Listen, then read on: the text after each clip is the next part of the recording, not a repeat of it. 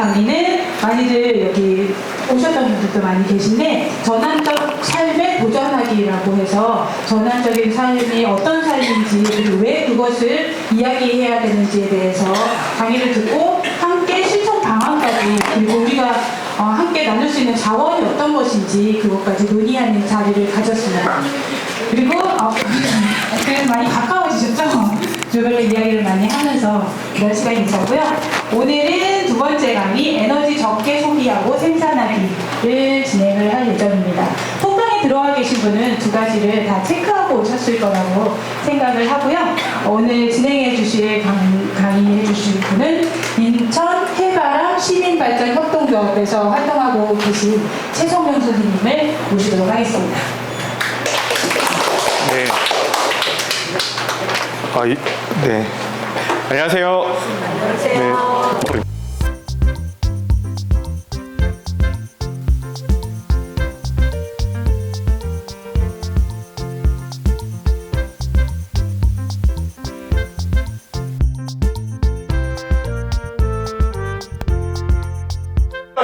저희 보일러를 지금 가스로 지금 저렴하게 하고 있는데 이것이 이제 과연 될 것인가? 라고 하는 것들도 되게 이제 문제가 있는 거예요. 근데 이게 단순히 우리는 줄이기로 했기 때문에 천연가스 안 쓸 거야, 전기 쓰면 되지라고 얘기는 할 수 있지. 뭐 이런 문제 없지 않다 라고 하는 것들이 우리한테 놓여져 있는 과제인 것 같아요.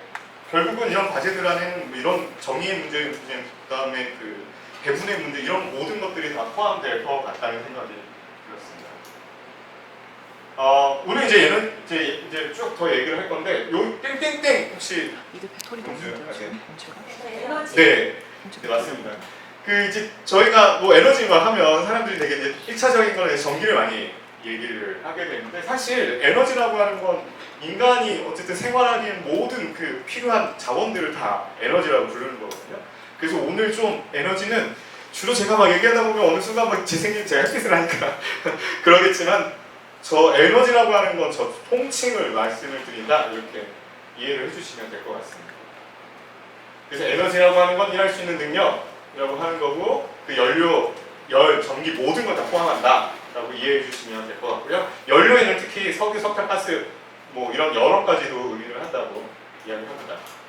그러면 지금 에너지를 얘기했잖아요. 그럼 에너지가 화석연료로부터 전기 이르기까지 뭐 여러 종류들이 다양할 텐데, 대표적으로 이렇게 두 개를 구분하거든요. 여기는 어떤 거가 들어갈 것 같으세요? 자, 힌트. 땡땡땡땡은 이제 변환 가공 과정을 거치지 않고 자연으로부터 직접 얻을 수 있는 것. 네, X는 가공하면 직접 최종 소비품에 사용되는 것. 이렇게 있어요. 천연 에너지와 가공 에너지. 아, 천연 에너지와 가공 에너지. 예. 네, 그러네요. 뜻은 그럴 수 있겠네요. 네, 정답은 그 1차 에너지와 최종 에너지 이렇게 얘기를 하거든요. 그래서 1차 에너지는 저희가 잘 알고 있는 석탄, 석유, 천연가스 이런 거고, 최종 에너지라고 하는 건 석유 제품, 도시가스, 전력 이렇게 구분을 하고 있습니다. 그것을 이렇게 지금 요 왼쪽에 최종 에너지가 들어오는 비율대로 그 두께가 비율이고, 여기가 이제 최종 에너지의 수업인데 지금 잘 안 보이시죠? 지금 우리나라 에너지 사용 보시면 1차 에너지 공급에 석유가 38%, 그 다음에 석탄이 25%, LNG 19%. 아까 처음 그 2000, 요거보다 좀 더 땡겨진 보셨던 그래프였는데, 많이 원자력이 조금 더 늘었어요. 1년 지나고 나서. 거짓 그래도 이제 80% 이상을 지금 다 그 화석연료로 지금 빼고 있는데, 이게 보시면 요 색깔 그대로 이제 글씨가 안 보이시니까 보시면 여기가 이제 석탄, 가스, 석유, 그다음 원자력 이렇게 해서 지금 쭉 에너지들을 1차 저희가 생산을 하고 있는 거죠. 에너지를 만들어서 오면 저희가 우리나라에서 여기 이제 발전, 석탄과 가스 뭐 이런 것들을 해서 발전을 해서 전기라고 하는 에너지로 이제 공급을 이제 하게 되고요. 그 다음에 천연가스는 또 일부 난방, 도시가스 난방으로 들어서 열로 교환이 돼서 쭉 오게 됩니다. 석유는 뭐 마찬가지로 전반적으로 이제 직접 뭐 산업 부분으로 지금 가공을 해서 들어가는 거죠. 그래서 요 위에 보시면 여기 이 정도가 산업에 들어가는 거고, 가정에 오는 거는 좀 되게 작죠. 가정에서 쓰는 최종 에너지는 10% 정도 됩니다. 산업이 61%, 그다음에 상업에서 7.7%, 그다음에 공급이라고 하는 거는 저희 이제 난방과 열 이런 것들에 대한 공급이 2.4%, 그다음에 석유에서 일부 수송으로 이렇게 빠져나가는 비중이 있는 거죠. 그래서 이렇게 다양하게 에너지들이 최종적으로 이제 공급이 되는데 그 우리나라에서 거의 대부분 60% 이상은 이제 산업 부분으로 다 가는 거고 실제 이제 가정에서는 10% 정도 이렇게 쓴다고 얘기를 하고 있습니다. 요거 글씨 안 보이신 거는 제가 나중에 카톡방에 올리도록 하겠습니다. 자, 근데 여기 보시면 그러면 이게 석탄, 석유, LNG 이거를 어떻게 그러면 에너지로 우리는 이걸 비교를 할 거냐 이런 문제들이 또 생기잖아요. 저 빨간색은 뭔가요? 여기요? 손실되는 양입니다. 손실되는 양도 24.3%. 저런 손실은 주로 발전할 때 저희 그 전기를 만들려고 하면 에너지원을 갖고 보통 열을 가해서 태워갖고 그걸로 전기를 만들잖아요. 그때 발생하는 것들이 다 손실로 가고 있고 마찬가지로 원자력도 터빈을 돌리고 그다음에 석유도 터빈을 돌리고 석탄도 터빈이라고 하는 걸 돌려서 증기로 진전시켜서 거기서 에너지를 만드는 거죠. 그래서 그런 부분에서 손실되는 거죠. 네, 그냥 넘어갈게요. 그래서 이런 다양한 에너지들 아까 1차 에너지도 있었고 최종 에너지도 있지만 이런 것들을 이제 우리가 앞으로 온실가스를 얼마큼 이제 배출하느냐를 이제 우리는 갖고 비교를 해야 돼요. 그래서 이제 보통 석유 한산톤에서 TOE라고 하는 걸로 보통 그 이야기를 하고 있고 여기에서도 이 단위를 다 변환시킨 거예요. 그래서 여기 보시면 단위가 100만 TOE로 되어 있거든요. 석유 한산톤 그걸로 되어 있는 거예요. 그래서 국제에너지기구에서 이거를 표준화해서 앞으로 이제 모든 지표나 그다음에 각 세계 간의 어떤 이 에너지에 대한 것들을 비교하실 때 다 이 수치로 다 얘기를 하게 됩니다. 그래서 이거는 이제 원유 1톤이 연소할 때 발생하는 열량 단위로 다 변환해서 이야기를 하는 거예요. 얘기를 해요. 근데 실제 1TOE가 잘 안 나오잖아요. 그래서 봤더니 1.TOE가 얼마나 많은 양이냐면 승용차로 이동할 때 저거가 일반 승용차 연비 리터당 14km를 갈 수 있는 거를 그런 차량으로 환산을 하면 서울과 부산을 약 22번 왕복할 수 있는 에너지라고 얘기를 합니다. 이렇게 하면 좀 TOE 단위가 조금 이제 느껴지시죠? 한 가구가 1TOE를 얼마 동안 쓸 수 있냐면 한 가구가 1년 평균적으로 사용하는 정도의 그 단위라고 해요. 그러니까 이제 저 차는 이제 기억하기가 어려우면 그냥 일반 가정집에서 쓰고 1년 동안 전기로 쓰고 있는 에너지 단위, 그러니까 1TOE다 이렇게 하시면 조금 더 이제 쉽게 다가오실 것 같습니다. 그래서 우리나라 얼마나 탄소를 배출할까 보시면 뭐 거진 석유, 석탄, 가스 82% 가까운 걸로 저희가 이제 받아서 발전을 하잖아요. 그랬을 때 대한민국은 이렇게 보시면 쭉 그 화석연료를 제일 많이 쓰고 있는 나라로 그냥 이거는 그냥 국가가 비교입니다. 그 비중 화석연료 발전 비중으로만 순위를 매긴 게 자료가 있더라고요. 봤더니 1위는 아라비아. 네. 제가 오늘 너무 힘들었거든요. 하루 종일 공사하고 저희 사무실 공가와서 공사한다고 해서 정신이 지금 잘 혼미해서 좀 이해를 해주셨으면 좋겠습니다. 그 다음에 남아프리카, 뭐 인도네시아 이런 데는 이제 자기 그 자원이 있잖아요. 근데 그거를 쓰다 보니까 아직 그 재생에너지로 바꾸거나 이런 거에 비중이 많이 떨어지는데 그런 나라들 쭉 해서 우리 대한민국이 10번째. 10번째로 화석연료의 비중이 가장 많은 나라가 되었습니다. 그러면 실질적으로 우리나라가 많이 배출하고 있는 거죠. 저희 전기 에너지 사용량도 그렇고 그 다음에 1인당 전기 사용량도 거의 10위 안에 들어와 있으니까 되게 많은 거죠. 이거를 2022년에 한 해 동안 에너지 수입량을 돈으로 이렇게 했더니 지금 빨리 숫자가 나오세요.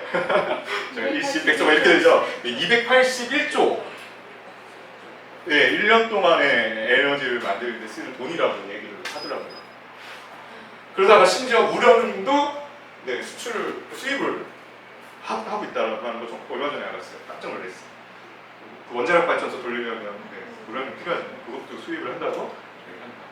그래서 우리나라가 엄청난 에너지를 수입을 해갖고 그거를 다 발전을 하고 그 발전된 그 과정에서 엄청난 온실가스를 배출을 하는 그런 나라. 이 정도면 뭐 거의 기후 악당의 나라 아닐까 이런 생각도. 네, 이렇게 뭐 이렇게 간단하게 이제 설명을 하고 제가 이제 에너지 이제 어떻게 이제 타이밍과 전환을 할까 이제 간단하게 게임으로 같이 한번 해보려고 하는데요. 저랑 이제 해보셨던 분들도 계셔서 중간중간에 좀 도와주셨으면 좋겠습니다. 한 4분 지금 아까 그 발전소 이름이 들어가 있는데 액션 카드는 막 여러 가지 막 헷갈린다고 막 하실 거예요. 거기에 이제 보라색 카드도 있고 한데요. 이런 것들은 그냥 한 번 쓰고 바로 버리는 거고요. 액션 카드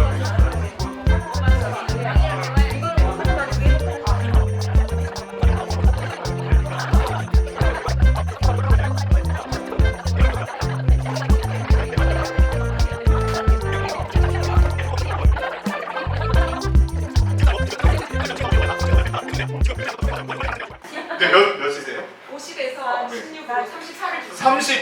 34를 주셨어요? 30에서 32주요. 네.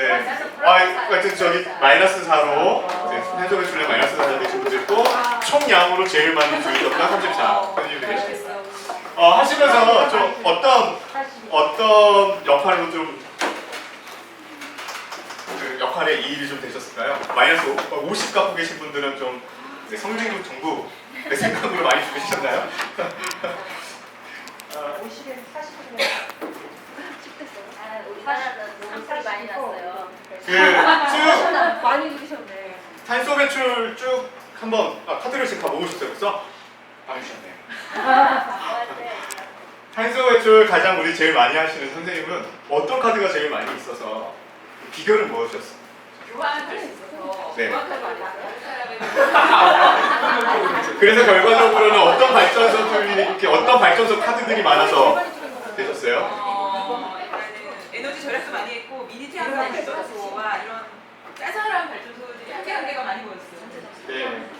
어떤 카드가 결정적인 역할을 했을까 했을 때 다른 분들은 어떤 교환 에너지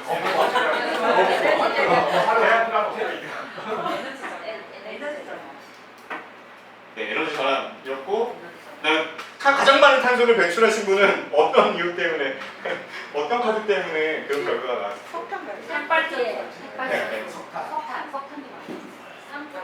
그 아마 이 카드 제일 많이 뽑으셨을 텐데 이 카드가 제일 많아서 실질적인 점수도 마이너스 5였어요.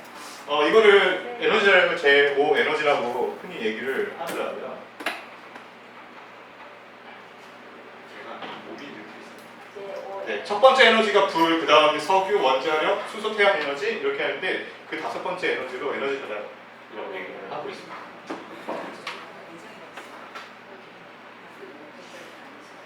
그리고 에너지 전환 이거 카드 뽑으시면서 얘기하셨어요? 제가 이렇게 둘러보니까 게임하시더라고 얘기 안 하셨더라고요. 네, 그리고 이제 나중에 교환하다가 이 마이너스 오니까 레시브를 주고 5배 이렇게 갖고 오더라고. 막상 얘기하지 않았지만 저의 의도와 되게 다르게 진행이 됐습니다. 아마 이제 얘기하시면 여러 가지 이유들이 막 얘기를 하셨을 거예요. 그리고 실질적으로 가정에서의 이야기를 하지만 실질적으로 국가와 정부 뭐 여러 측면에서도 해야 될 일들이 되게 많이 있거든요. 근데 그런 것들이 사실 우리가 에너지 전환을 제 1번의 원칙으로 좀 둬야 되는 거 아닐까라고 하는 겁니다. 이 얘기를 할 때 그런 거 많이 하거든요. 그 미니 태양광 얘기할 때 첫 번째로 얘기 많이 하게 되는 게 그 여름이면 누진세가 이제 300kWh 이때부터 올라가거든요. 그러면 실질적으로 혜택을 많이 받아요. 미니 태양광이 예를 들면 300 조금 넘게 사용하시는 분들은 그만큼 누진세를 내고 있는 건데 그 300 아래로 그 평소는 200이고 여름에는 300인데 예를 보면 실제로 태양광 에너지가 곧 들어와서 그 차이만큼은 누진세 구간 밑으로 떨어뜨려주면 혜택을 많이 보시죠. 그래서 마치 근데 이렇게 막 얘기를 하다 보니까 마치 누진세 아니면 혜택이 별로 없으니까 굳이 내가 저걸 해야 되라고 하는 이유들이 막 생기는 것 같거든요. 실질적으로는 에너지를 줄이는 방식으로 우리 먼저 고민을 해야 되지 않을까라고 하는 겁니다. 심지어 지난 2012년부터 2020년까지 서울시는 원전 하나 줄이기 사업으로 가장 이제 사업의 예산을 투여해서 했던 것이 에너지 절약 절감이었거든요. 그때 당시 8년 동안 원전 3.4기에서 해당되는 곳에서 나오는 에너지 생산만큼을 절약을 했었다라고 얘기를 하더라고요. 그래서 8년 8개월 동안 원전 3.4기만큼 에너지를 절감했다라고 하는 거. 그것이야말로 재생에너지를 모두 우리가 지금에 쓰고 있는 에너지를 재생에너지를 한다고 해서 다 할 수도 없고 그거 에너지 절약 없이 할 수 없다라고 하는 얘기들을 꼭 기억해 주셨으면 좋겠습니다. 그래서 그때 서울에서 원전 하나 줄이기가 에너지 생산, 에너지 효율화, 에너지 절약 이렇게 세 주요 정책들을 놓고 얘기를 하거든요. 그래서 에너지 생산은 재생에너지로 많이 가는 거, 건물에서 가는 거. 에너지 효율화는 공공기관 같은 경우는 이제 에너지 효율이 높은 걸로 막 바꿀 수 있겠죠. 그런 것들로 할 수 있지만 실질적으로 에너지 절약하는 곳에서 에너지 절약하는 것에서도 상당수 에너지를 절감의 성과를 냈었다고 이야기를 하고 있습니다. 그래서 에너지 절약할 때 이런 것들도 꼭 우린 얘기를 해봐야 될 것 같아요. 화석연료 에너지 중심으로 한 공급 위주의 대규모 중앙집중식 에너지 시스템에서 재생 가능한 에너지가 확대 해야 되는 거고 에너지 효율, 에너지 절약 요 세 가지 얘기하는 것이 그러니까 재생에너지 전환, 에너지 효율, 에너지 절약 요것이 다 세 가지 에너지 전환의 우리가 3요소로 얘기를 하고 있습니다. 그래서 어떤 거 하나 빠짐없이 우리는 에너지 전환으로 가야겠다라고 얘기해 주셨으면 좋겠습니다. 그리고 이제 발전소 카드에서 지역 에너지 많이 나오죠. 뭐뭐 있었을까요?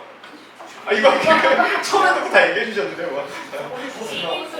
미니 태양광, 수소용, 수수력. 인천 같은 경우는 사실 수수력을 할 수 있는 곳은 없어요.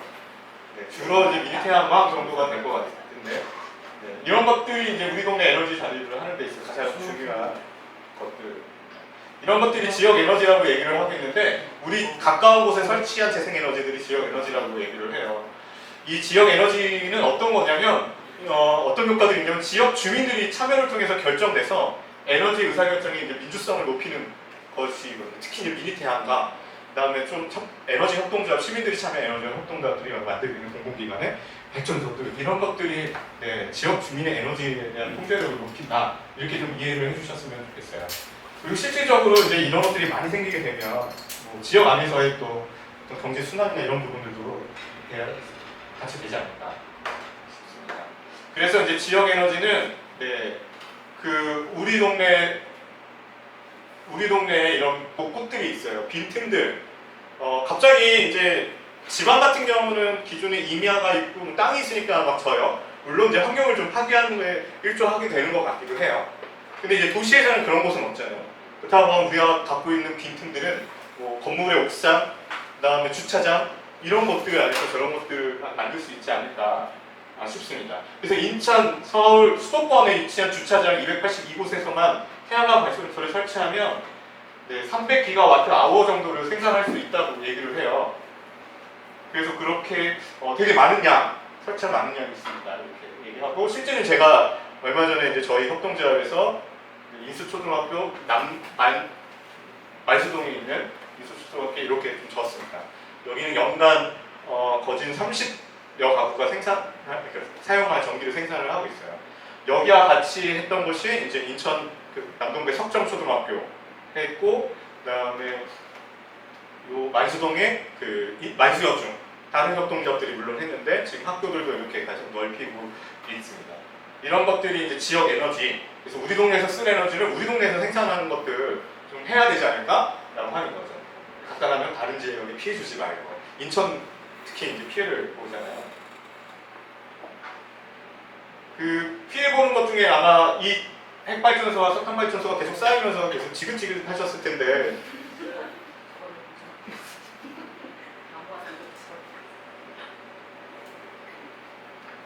첫 번째가 화력발전소 같은 경우 우리나라 지금 이산화탄소의 거진 대충 30%를 차지하고 있는 과정이고, 이곳에서 우리 가까이 있는 발전소가 뭐가 있을까요? 영흥화력발전소가 석탄화력발전소죠. 그래서 이렇게 지도를 보시면 주로 발전소들이 있는 곳들이 있어요. 어디일까요? 바닷가에 일단 터빈을 돌려야 되면 열을 식혀야 되니까 일단 바닷가 쪽에 물을 끌어당기기 위해서 바닷가 쪽에 있고, 지금 가장 문제가 되는 게 강원도. 심지어 강원도 석탄화력 발전소를 지금 지어놨는데 생산을 하지 못하고 있어요. 왜냐하면 그 전기를 보내줄 망이 필요한데 그 망이 지금 확보가 되지 않아서 지금 기껏 지어놓고 되지도 않고 있는 이 현실을 저희는 살고 있습니다. 그리고 이제 충남에 몰려 있죠. 그 다음에 인천, 영흥 이렇게 있습니다. 아마 이렇게가 수도권을 위해서 저 전기를 지금 충청도와 인천, 영흥에서 만들고 있는 거고, 나머지 이 경상도 이 지역은 이제 경상도 부분으로 이제 전기를 공급하기 위해서 그렇고요. 강원도는 그 수도권으로 보내려고 계획을 잡았던 건데 그 보낼 만큼의 아직 송전탑과 뭐 송전망 이런 것들이 지금 확보가 되지 않아서 계속 뉴스에 나오고 있죠. 그래서 이런 피해들이 계속 높아지는 것 같아요. 그래서 전기 사용 수도권이 하는데 실질적으로 이제 피해들은 어떤 지방이 갖고 있는 것. 이것 또한 그 불평등과 이제 정의롭지 않는 지금의 어떤 산업 구조 혹은 전기망 이런 부분들이 계속 보여지는 것 같습니다. 핵발전소 요즘 많이 또 계속 나오죠. 이번 정권 특히 올해 특히 SFR 소형 원전 모듈 뭐 해갖고 되게 작게 짓겠다 이런 것들을 하고 있는데, 그때 얘기하는 게 탄소 배출하지 않는다. 그 얘기를 지금 우리 정부가 하고 있거든요. 근데 과연 그 탄소가 배출되지 않을까라고 했을 때 그렇지 않다.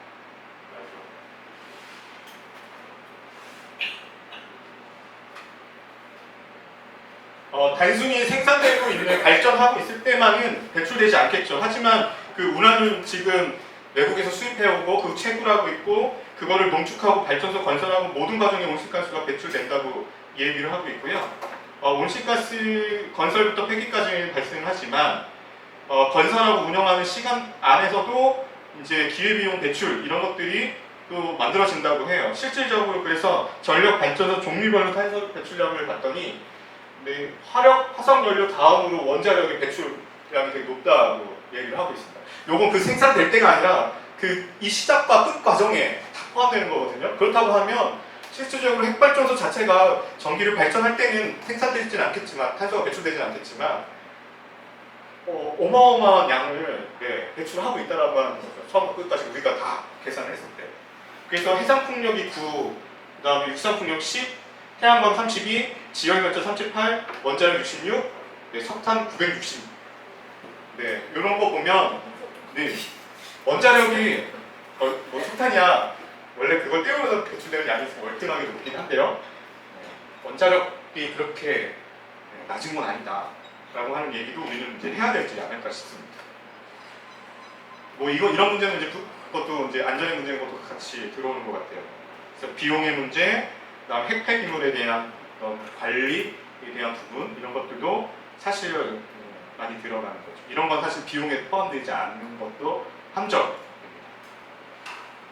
그래서 원자력도 마찬가지 보시면 쭉 바닷가 주변에 있고 여기 경상도 주변에 많이 있어요. 저런 것들이 문제가 되죠. 이것들을 또 여기서 생산되지만 이 전기를 실제 사람들이 쓰기 위해서 그다음에 생산 활동에 이 전기를 보내기 위해서 또 해야 되는 것들이 있잖아요. 여러분들이 선생님들 많이 기억하고 계시던 밀양. 밀양이 그 고압 송전탑을 보내기 위해서 이쪽에 보내기 위해서 가는 건데 그런 망까지도 생각해보면 어떤 불평등의 요소들이 계속 보이는 것 같아요. 얼마 전에 기사를 보다가 봤는데 우리나라는 특이하게 송전탑을 이 송전망으로 해서 보내야 되는 고압을 그때 어쨌든 이 피해보는 사람들이 있기 때문에 보상을 할 거잖아요. 근데 땅값에 대한 보상이 아니고 공중에 지나가는 그 선에 대한 비용만 그 지역 주민 그 다음 해당되는 사람들한테 보낸다고 하더라고요. 그래서 그러면 그 땅을 소유했던 사람들은 그 송전탑이 생김으로 인해서 그 땅을 쓸 수가 없는데 그거에 대한 보상은 절대 이루어지지 않는다. 그러니까 공중 인입되고 있는 그것만 비용을 처리한다고 해서 거기 안에서도 또 불평등의 문제들이 계속 생기는 것 같습니다. 네, 그래서 우리가 이제 게임을 통해서 뭐 여러 가지 지금 말씀을 드렸지만 우리가 이제 에너지 전환을 이제 어떻게 할 것이냐에 대한 것들이 이제 할 것이냐에 대한 문제가 생기는 것 같아요. 아까 제가 처음에 들어갔을 때 어떤 그 정의로 그 산업 부분과 이런 부분 연결하는 부분 말씀드렸잖아요. 그래서 어떻게 할 수 있을까라고 하는 것들이 중요한 상황인 것 같습니다. 계속 게임 통해서 탄소 중립 해보셨는데 사실 쉽진 않으셨죠. 쉽지는 않지만 그래도 우리는 이제 해야 되는 일인 것 같아요. 그래서 탄소 중립의 요소를 이렇게 찾아봤더니 지역 에너지 생산과 그다음 건물의 에너지 절감, 그다음에 교통에 대한 부분으로 이렇게 주로 얘기를 많이 하고 있더라고요. 네, 그래서 구성원의 실천까지 이렇게 이야기를 하고 있었습니다. 그래서 구성원의 실천은 뭐 개인의 어떤 소비와 그다음에 탄소 중립을 촉진하는 정책에 요구하고 참여하는 일들도 필요하고요. 재생에너지 생산은 아까 게임을 통해서 알았던 우리 지역 에너지를 더 많이 만들어놓는 것들 있고 건물에서도 에너지에 대한 것들이 되게 많이 발생을 하거든요. 그걸 어떻게 줄일 건가 뭐 이런 부분들도 우리 같이 고민을 해야 되는 거고 탄소 제로에 대한 교통 이것도 이제 그 자동차 운행하고 있는 부분 그다음에 연료 전환 이런 것들도 어떻게 할 건지 같이 고민을 이제 해야 되는 상황인 것 같습니다. 그래서 건물의 온실가스 감축은 이제 건물을 통해서 에너지 사용하고 온실가스를 배출하는 걸 얘기를 하고 있고요. 한마디로 에너지 덜 쓰는 건물, 제로 에너지 건물 이런 것들을 이제 앞으로 해야 되는데 사실 어렵죠. 저희 그 모든 이제 낡은 아파트 그 재개발을 하게 되면 사람들한테 관심 있는 이슈는 집값이 얼마나 올라가냐지 사실 이거는 아닌 거잖아요. 근데 실질적으로 여기서도 지금 에너지를 엄청 쓰고 있는데 이게 어떻게 할 것이냐 또 사실 고민을 해봐야 되는 문제는 아닐까 싶습니다. 제가 얼마 전에 금천 에코 에너지 센터를 갔다 왔어요. 이 건물이 그 에너지 그 아까 그 절감 건물로 지었더라고요. 물론 비용은 좀 많이 들었던 것 같아요. 그렇다고 하면 이제 그 민간은 어쩔 수 없어도 공공기관은 앞으로 저렇게 에너지가 효율이 높은 건물로 지어야 되는 거 아닐까라는 생각이 이걸 보고 확 들었습니다. 여기 보면 단열부터 창호, 뭐 태양광 발전 설비, 그다음에 모든 제품 다 그 고효율화가 되어 있던 제품들이 다 들어가 있고 심지어 빗물 저장할 수 있는 것도 다 들어가 있더라고요. 금천 에코 에너지 센터는 그 동네 여기서 이제 표방하는 건 그 빌라 중심의 그 마을을 에너지 자립 마을로 갖기 위해서 이걸 지었더라고요. 그래서 향후 목표는 더 많은 주택들을 설치를 하고 거기서 에너지 자체적인 에너지 자립망을 좀 자립도를 높이겠다 이런 걸 꿈꾸면서 이거를 했었어요. 만들었더라고요. 그래서 이제 보시면 에너지 효율에 대한 것들 그 등급은 제일 좋은 등급 그래서 이제 에너지 배출하는 것들도 되게 가장 적게 하고 있고 이게 가장 중요했는데 실질적으로 에너지 건축물에서 에너지 자립률을 거진 55%는 실질적으로 이 건물에서 자체적으로 다 충당을 하는 거예요. 그러니까 외부에서 우리가 이제 에너지를 100을 쓴다고 했을 때 55%는 이제 이 건물 안에서 에너지를 다 만들고 있다는 거였습니다. 그리고 뭐 이런 것들도 이제 리모델링 한다고 하면 에너지 효율을 높이는 것들도 필요할까 싶고 교통의 온실가스도 어떻게 하면 감축할 수 있는지도 고민을 해봐야 될 것 같아요. 교통에서 중요한 세 가지는 주행거리 감축, 차량수 감축, 전기차의 전환 이렇게 이야기들을 하고 있습니다. 한번 보시면 우리가 살고 있는 남동구만 해도 어떤 공간들을 보면 그 채워져 있는 것들을 그리고 채워져 있는 것들은 거의 차고 그다음에 어떤 그 공간들을 활용하는 것들도 차의 중심에 어떤 문화들이 있는 것 같아요. 그러다 보니까 어떤 모두의 공간이 되지 않고 어쨌든 차를 쓰기 위한 그런 공간들로 계속 가는 것 같다 이런 생각이 들었습니다. 그리고 그 또 하나 재생에너지 전환은 이제 보시면 수송 연료에서의 전환도 있고 난방에서의 전환, 태양광 확대 이런 것들도 저는 가장 필요한 것 같아요. 그래서 수소 연료의 전환은 이제 전기차 어떻게 보면 지금의 그 석유를 쓰고 있는 차를 어떻게 하면 줄일 것인가 라고 하는 부분도 같이 고민을 해야 되는 거고요. 그걸 이제 가스로 전환시키는 문제, 아니 전기로 전환시키는 문제 필요하고요. 난방의 전환, 지금 이제 현재 저희가 쓰고 있는 게 다 도시가스나 뭐 LNG, LPG 뭐 이렇게 나무 다 쓰잖아요. 이런 것들은 이제 어떻게 지금 바꿀 건지. 지금 이제 지역 난방들이 요즘 이제 짓는 데는 지역 난방이 막 들어가고 있잖아요. 인프라들이 막 생기고 있어서 아니시고요. 저희 집은 40년대 주공 아파트는 난방을 별도로 하거든요. 중앙 집중식으로 난방이 들어오거든요. 그래서 저는 이제 이렇게 쓰고 있는데, 아무튼 앞으로는 이제 지역 난방공사들과 함께 이제 어떻게 저거를 만들어갈 건지도 이제 정책과 제도를 만들어 가야 된다 하는 거였고, 태양광학교는 아까 말씀드렸다시피 곳곳에서 하고 시민들이 참여할 수 있게 하고 그것이 협동적으로 연결될 수 있게 이제 가야 된다, 이렇게 말씀을 드릴 수 있을 것 같습니다. 그래서 이제 초반에 이제 아까 에너지가 이제 전기 말고 우리가 1차부터 최종까지 여러 다양한 에너지원들을 썼잖아요. 그래서 이제 그것들을 전환하는 것들에 대한 탄소 중립하면서 지금 말씀드렸던 건 여러 분야에서의 탄소 중립을 이제 시도를 해야 된다라고 이제 말씀을 드렸는데, 혹시 이거 집 조사를 좀 받고 오셨나요, 데이터? 네. 제가 아까 카톡에다가 올려드렸어요. 2가지 올려드렸는데, 한 가지는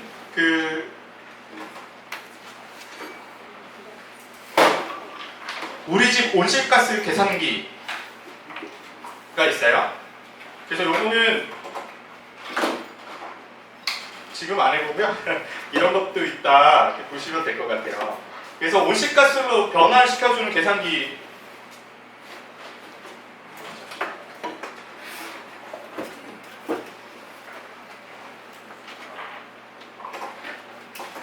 첫 번째 올라온 게 석유, 아까 있죠, 석유 환산톤 하고 온실가스 배출 계산기, 이런 거 있습니다. 요거는 이제 혹시 이제 집에 들어가셔서 수도, 여기 에너지원 중간에 보이시나요? 네. 제일 큰 제목에 석유 환산톤 및 배출량 계산기 있고, 그때 밑으로 연료, 고정연료, 이동연료, 간접 배출 이렇게 써 있습니다. 그 밑에 에너지원이 있어요. 에너지원 보시면 다양한 에너지원들이 있는데, 이제 집에서 이제 보실 때는 도시가스 쓰시는 분들은 LNG, 혹은 이제 통으로 이렇게 갖고 오신 LPG 통을 쓰시는 분들은 LPG로 이렇게 에너지원을 넣으시면 집에서 쓰는 게 얼마큼 석유 환산톤으로 환산이 되나 이런 거 보실 수도 있고, 밑에 전기도 있어요. 전력 소비 기준으로 보시면 석유 환산톤으로 알아보실 수도 있을 것 같습니다. 그러면 이제 두 번째 제가 올려드린 게 광주기후에너지진흥원에서 도시탄소 관리 시스템이라고 이렇게 있더라고요. 요거 갖고서는 한번 해보셨으면 좋겠어요. 그래서 양을 이제 산출하시면 여기 체크에 사용요금, 사용량, 온실가스 할 수 있는데요. 지금 이제 오늘 준비해 오신 분들은 사용량으로 보통 갖고 오셨잖아요. 네, 그래서 전기 얼마 사용하는지, 그다음에 수도 얼마 사용하는지, 여기다가 사용량으로 체크를 하시고, 사용요금, 사용량, 온실가스 사용량을 넣으시면 전기 이게 단위로 변환이 될 거예요. 지금은 사용요금으로 해서 원인데요. 변환되시죠? 그러면 한번 같이 지금 뭐 갖고 오셨으니까 한번 입력을 한번 해보시면 어떠실까요? 한 달 걸로? 한 달 걸로 갖고 오셨나요? 1년으로 말씀드립니다. 그러면 한 달이면 한 달 더 한번 넣어보시면 실제 우리가 얼만큼 에너지를 배출하고 있는지 해보셨어요? 네. 변환이 되죠. 온실가스와 그걸 또 소나무 항구로 변환된 것들이 나옵니다. 근데 지금 보니까 1년치로 입력하신 분도 있고 이제 한 달치로 입력하신 분도 있어서 이걸 비교하고, 오늘 뭐 비교하려고 한 건 아니고, 우리가 일상에서 이제 온실가스를 배출하는데 실제적으로 어떻게 좀 줄여볼 수 있는지에 대한 이야기들을 해보기 위해서 한번 올려봤습니다. 그 이유는 모든 에너지가 이렇게 하나로 좀 눈에 잘 보이지 않거든요. 근데 이렇게 모든 거를 다 하나로 좀 변환을 하게 되면 구체적인 온실가스 에너지 양으로 좀 환산이 돼서 좀 이해도를 좀 높이려고 한번 갖고 왔습니다. 첫 번째 마찬가지가 아까 TOE 단위로도 제가 보내드린 첫 번째 카톡에 홈페이지 사이트에서는 그것도 다 변환할 수 있으니까요. 구체적으로 얼만큼의 온실가스가 배출되는지 확인해 보실 수 있을 것 같습니다. 그래서 지금 이산화탄소 배출량의 단위는 보통 두 가지 쓰는데요. 킬로그램 혹은 톤 단위로 쓰고 있고요. 요거는 뭐 거지는 뭐 사회에서 막 얘기할 때는 보통 다 톤 단위로 T로 시작하는 단위를 얘기를 하고 있어요. T, CO2, 그다음에 EQ 이런 단위로 얘기하고 있어요. 좀 어렵죠. 이게 그 이산화탄소량을 갖고서는 배출량을 이제 어떤 단위로 지표를 하다 보니까 이렇게 좀 어려운 것 같은데 어쨌든 모든 이제 그 이산화탄소 배출량에 대한 공식적인 기호는 이걸 두 가지를 놓고 쓰게 됩니다. 그래서 여러분들이 지금 이 홈페이지 사이트에서 하셨던 것도 아마 이 단위로 이렇게 나왔을 거예요. 보통 가정 같은 경우는 이 단위일 거고요. 이제 뭐 국가 단위 뭐 이런 거는 톤 단위로 환산이 돼 있고 그렇습니다. 그래서 이제 쭉 보는데 이제 오늘 이제 조금 더 보는 거는 전기 에너지 한번 보시면 사실 그 데이터 보면 그때그때 이제 무슨 일이 있는지 쭉 보일 수도 있을 것 같아요. 물론 이거 갖고서는 뭐 정확하게 우리는 알 수 없겠지만 뭐 에너지 진단을 한다고 하면 뭐 8회 1에서는 갑자기 8월부터 막 올라가는 거 보면 뭐 이사를 했거나 혹은 1인 가구에서 뭐 갑자기 뭐 가정이 늘었거나 뭐 그렇게 될 수도 있을 것 같고요. 마찬가지로 여기 단위는 이제 그 반대로 될 것 같아요. 그래서 우리는 매월에 이제 전기를 보시잖아요. 저는 이제 제가 작년도에 쓴 전기를 쭉 갖고 와봤는데 저희는 3인 가구예요. 저렇게 쓰나요? 그래서 딱 보시면 되게 대략 저 집 몇 명 키우겠네, 몇 명 애 키우겠네 이런 거 잘 보이시지 않으세요?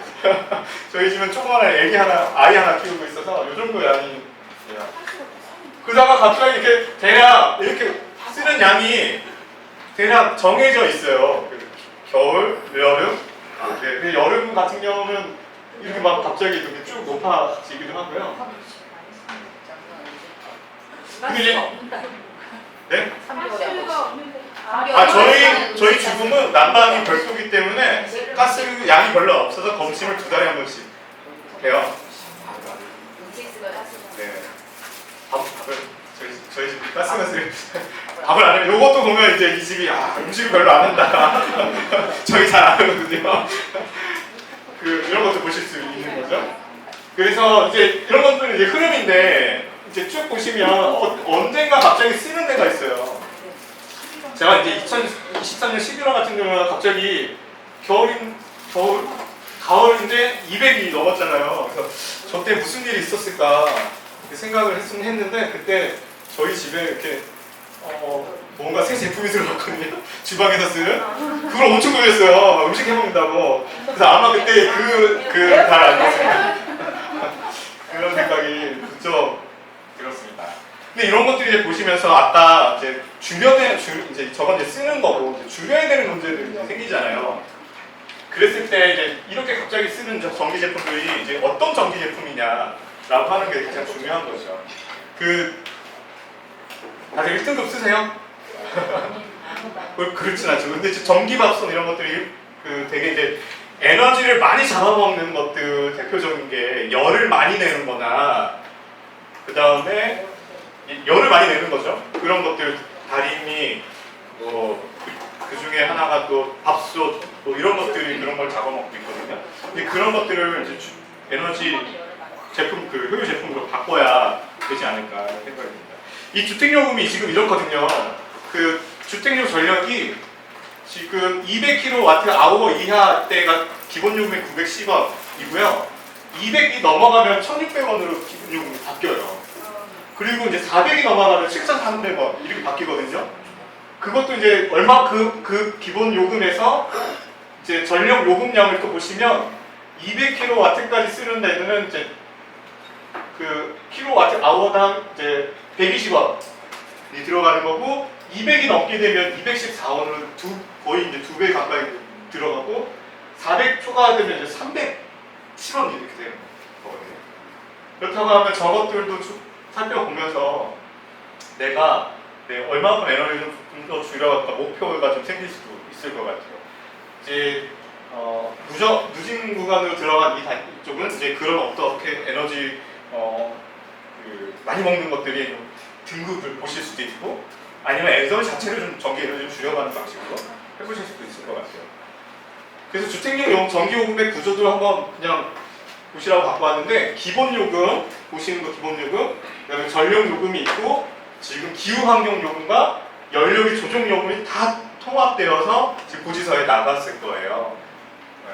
근데 이제 아파트에서 관리사무소에서 주는 데는 그렇게 세부적으로 이렇게 디테일하게 안 나와 있을 거라 이거는 이제 한전에 별도로 이제 알아보시는 건 될 텐데 기본적으로 기후 환경 요금, 연료비 조정 요금도 같이 들어가 있다 이렇게 보시면 될 것 같습니다. 기후 환경 요금은 어쨌든 여기에 신재생 에너지 의무 할당제, 그 다음에 배출권 거래제, 석탄 발전 감축 비용 이런 것들이 다 들어가 있는 거예요. 저희도 다 그 전기요금의 일정 정도의 비용은 이렇게 저희도 있다 이렇게 이해하시면 될 것 같습니다. 그래서 우리가 지금 바로 할 수 있는 건 아까 탄소 중립의 몇 가지 요소들 말씀드렸잖아요. 그래서 우리가 지금 그럼 할 수 있는 건 자가용 전기 사용량, 그다음에 베란다에 옥상에 태양광 가는 거 이런 거 있지 않을까 싶습니다. 근데 이제 이렇게 얘기하면 언제까지나 이제 개인의 문제로만 취하면 되는 것 같아요. 사실 개인의 문제도 있지만 이제 공통의 과제로 어떻게 우리가 이제 나갈 것인가 이런 것들도 이제 저희 논의하고 고민을 해봐야 되지 않을까 싶고 오늘도 살짝 같이 한번 이야기 나눠봤으면 좋겠습니다. 개인의 과제들은 이런 거가 있을 수 있어요. 지금 우리가 쭉 얘기했던 집에서의 전기요금을 줄여보는 방식에 대한 것들, 에너지 절약, 도효율, 그다음에 건물 리모델링도 있긴 하지만 자가용차를 쓰지 않는 거 이런 것도 있을 수 있지만 협력해야 될 수 있는 것들도 있어요. 이런 것들도 구분해서 우리 같이 더 해야 되지 않을까, 공동체가 더 해야 되지 않을까 싶습니다. 그래서 공유 차량, 전기자동차 충전기 설치, 태양광 발전 시설 이런 것들이 협력해야 되는 과제일 수도 있을 것 같아요. 조금 이제 지자체에서부터는 이제 좀 내용이 더 달라질 것 같은데 지자체 같은 경우는 이제 재생에너지를 지원하고 대중교통을 어떻게 할 건지, 도로를 어떻게 저런 인프라를 만들어낼 건지, 도시계획을 어떻게 수정할 건지, 도시계획을 어떻게 할 건지 이런 부분이 이제 지자체에서 해야 되는 거겠죠. 또 중앙정부에 의해서는 그런 어떤 국가 정책, 탄소 중립 계획, 에너지 수급 계획, 전력망을 어떻게 수정할 건지 이런 것들도 같이 논의를 해야 될 것 같습니다. 여기는 서울의 석반 두산기구 아파트인데요. 여기가 이제 에너지 자립 마을이라고 해서 아파트 단위가 그걸 실험을 하고 있어요. 그래서 2010년과 2017년 타입 동안 여기는 공용의 전기료의 94%를 줄였어요. 공용. 그러면 그 줄였다라고 하는 건 에너지 절감하고 에너지 효율로 바꿨지만 또 한 가지가 그냥 태양광 아파트 옥상에다가 공용 전기를 사용할 태양광 전기를 깐 거예요. 그러니까 94%를 줄일 수 있었던 것 같아요. 근데 여기서 더 의미 있는 건 그 세대 전기량에서 쭉 지금 보시면 14% 줄였고 그다음에 14% 줄였거든요.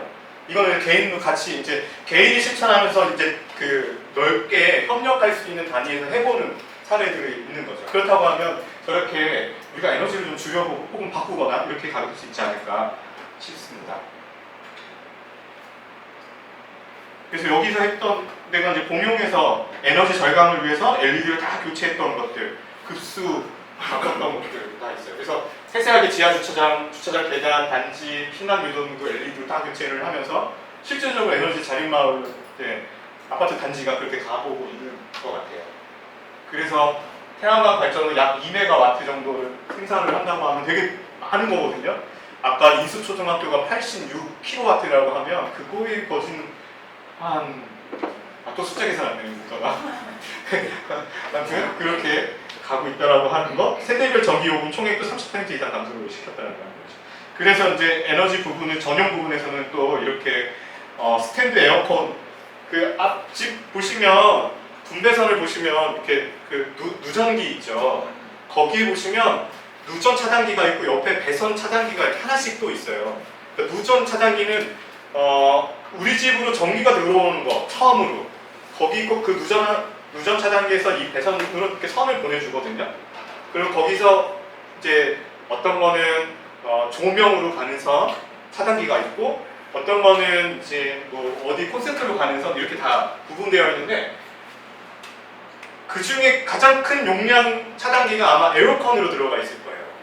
그리고 에어컨 같은 경우 쓰지 않을 때는 그걸 쓸 필요는 없으니까 저렇게 코드를 이렇게 뽑거나 혹은 저 차단기를 내리거나 하는 방식으로 계속 돌고 가는 그 에너지를 줄여볼 수 있게 있죠. 뭐 그런 거다 냉장고 온도를 설정하는 방식, 그다음에 집에 뭐 TV 있으면 ATV 뭐 이런 거 절전 모드로 이렇게 바뀌는 것들도 계속 집에서도 해볼 수 있는 거 아닐까 싶었습니다. 이건 단지 안에서는 또 이렇게 공유장도 만들고 그래서 갖고 있더라고요. 그래서 저희가 이제 남동구 전환마을 이제 앞으로 뭐 하자 이렇게 하려고 얘기한 것 같아서 그냥 한번 인천 여기 석반 아파트 한번 사례를 갖고 와봤어요. 그래서 에너지라는 마을은 상대적으로 지금 여기 석반 아파트하고 뭐 그 외에 같이 이걸 실행하는 아파트들이 있는데 실질적으로 전기 사용량들이 그 일반 아파트하고 되게 비교되고 있더라고요. 그 차이는 여기 전기료 보시면 세대별 월 평균 전기 사용량이, 그러니까 세대별 전기라고 하는 건 비슷비슷하잖아요. 우리 집에서 가정에서 쓰는 거니까. 근데 이 자립마을에 쓰고 있는 전기료는 이제 여기 2017년에 그냥 기본가로 산출한 건데 미터 제곱당 506원이라고 하면 473원, 487원이면 딴 데는 700원, 800원 이러거든요. 그런 거라고 하면 실질적으로 에너지들을 많이 전환시켰고 효율화시켰고 절감을 했던 거죠. 그래서 에너지 전환은 이런 식으로부터 시작되지 않을까 싶었습니다. 마지막인데요. 이런 거 그 에너지 전환에 대한 부분들 사실 우리가 지금 준비가 많이 됐을까 잘 어렵더라고요. 저도 이제 집에서 실천을 할 때 많이 이제 아직 일상적인 실천이 되지 않아서 어렵고, 이걸 또 한 발자국 나갔을 때 이제 또 동네에서 혹은 제가 이제 동네 모임에서 잘 안 되고 있어요. 그러면 이게 어떻게 우리가 준비를 할 건가라고 하는 거를 공동체 탈수 중립 논의를 위한 가이드라고 하는 것들이 만들어졌어요. 그 로컬 에너지 앱에서. 그래서 거기 보시면 1단계부터 10단계 있는데 1단계 기후 대응 활동을 함께 할 수 있는 동료가 있냐, 그 다음에 뭐 우리 마을 단체 기관은 사업 예산과 예산 지출을 결정하는 결정체가 아니냐. 왜냐하면 그 에너지 뭐 이렇게 비용을 내야 되니까 이제 그런 것들에 대한 의사결정 이런 부분인 거죠. 3단계 뭐 교육을 했느냐, 4단계 온실가스 감축 필요성을 동의하느냐, 5단계 감축 논의를 했느냐 이런 얘기를 하고 있어요. 6단계는 온실가스 감축을 위한 예산이 별도로 있느냐. 그다음에 7단계 우리 마을 단체 기관은 온실가스 감축을 위한 계획과 예산을 마련되어 있으며 해당 사업을 진행한 적이 있느냐 이렇게 물어보더라고요. 지금 주변에 내가 공동체하면 떠오르시는 것들이 있으시잖아요. 가족일 수도 있고 아니면 내 마을의 어떤 공동체일 수도 있고 단체도 있을 수 있는데 각자 지금 어느 단계에 있는지 한번 봐보시면 좋겠습니다. 그래서 우리는 이제 시작할 동료들을 이제 어디서 만드느냐, 뭐 내가 했던 공동체, 뭐 아이가 다니는 학교, 우리 아파트, 우리 동네, 뭐 상가, 아니면 혹은 교회 성당처럼 이런 데서도 같이 해볼 수 있지 않을까 생각이 들고요. 가장 중요한 건 이거를 같이 실천하고 결과물을 공유하는 것도 가장 중요한 것 같아요. 그래서 이것도 어떤 단계에 있는지 한번 보시고, 혹은 우리 남동구의 전환마을을 꿈꾸면서 우리가 이제 어떤 단계로 좀 어느 단계까지 만들어갔으면 좋겠는지 같이 막 이야기도 막 얘기 나눠봤으면 좋겠습니다. 네, 이렇게 있고요. 그래서 제가 요거 한번 같이 이제 쭉 지금 25분 남았는데요. 한 15분 정도 요거 한번 같이 나눠서 공유 모듈별로 하면 어떨까? 아까 그 게임 하셨던 대로 하고요. 나머지 10분은 간단하게 저하고 태양광 키트 갖고 왔거든요. 근데 이게 지금 해가 있고 해서 막 잘 만들어가면 좋은데 그럴 수 있는 지금 상황이 아니어서 그냥 단순하게만 할 건데 막상 해보면 좀 신기하신 거 있을 것 같아요. 그래서 제가 준비한 게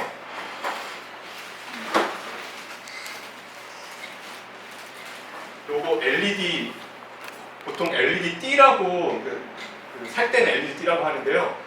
요거 이 불빛으로 이따가 태양광으로 이거 키실 수 있으시죠? 신기하시죠? 그래서 그냥 이렇게 사소한 거로 갖고 왔으면 같이 그거 해보도록 하고요. 지금 이제 모듈별로 한번 요거 같이 이야기해 우리 남동 전원마을에서 이야기하면 어떨까 싶었습니다. 네, 이상입니다. 한 10분 정도 같이 나눠보면 어떨까요? 남촌 농산물 도매시장 업무동에 1층에 멀티 스튜디오라고 있습니다. 거기에서 상강의 주제는 최소한의 먹거리 작업하기.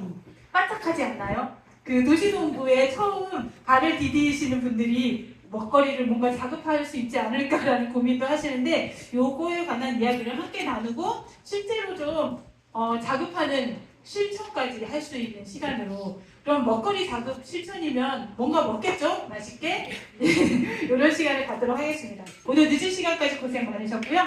다음에 다시 반갑게 뵙도록 하겠습니다. 고맙습니다.